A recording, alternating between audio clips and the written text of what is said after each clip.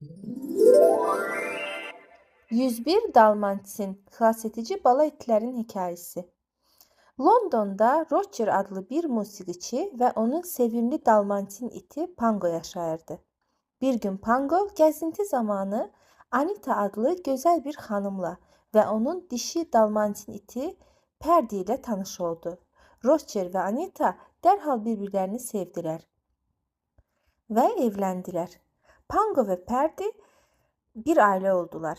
Çox keçmədi ki, Pango və Perdi 15 balası oldu. Hər evdə böyük sevinç və qarışıqlıq hökm sürürdü. Lakin Anita'nın köhnə bir məktəb yoldaşı var idi. Adı Cruella de Vil idi. Cruella dəhşətli pis bir qadın idi.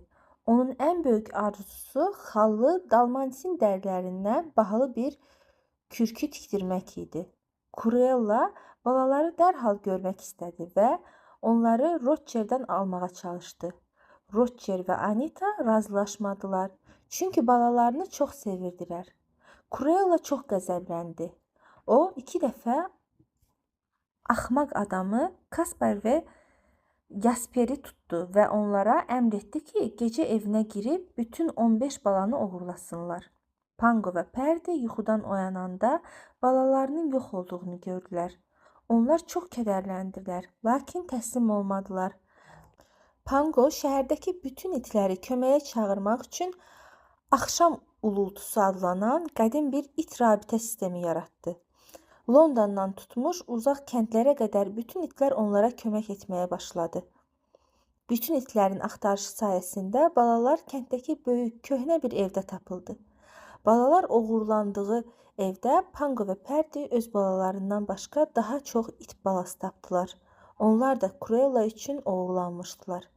Cəmi tam 99 Dalmatin balası var idi. Pango və Perdi bu 99 balanı xilas etmək qərarına gəldilər. Beləliklə böyük bir it qrupu kimi Cruella'dan və onun 2 axmaq köməkçisindən qaçmağa başladılar. Qaçış zamanı onlar ağaclar, tarlalar, hətta qarlı yollarla getməli oldular. Cruella maşınında onları izləyirdi. Nəhayət balalar bir yerdə gizləndilər. Ağıllı Pango və Perdi balalarının üstünü qara hislə örtməyi tapşırığı verdilər ki, Cruella onları fərqləndirə bilməsin.